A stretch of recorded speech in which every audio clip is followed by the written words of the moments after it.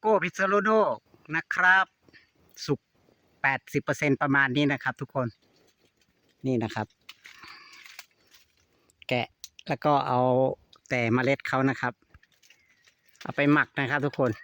เอาลูก80%แบบนี้นะเอาไปหมัก7 วันเอาไปตากแดดให้ไม่แห้งนะครับเอาไปตากแดดให้แห้งแล้วก็เอามาคั่ว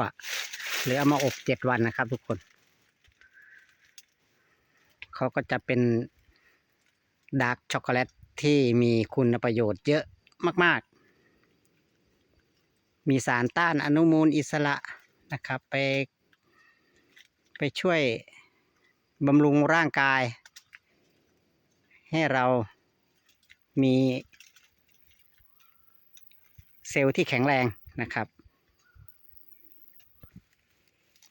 เอาลูกประมาณนี้ครับทุกคน80%เนาะโอเค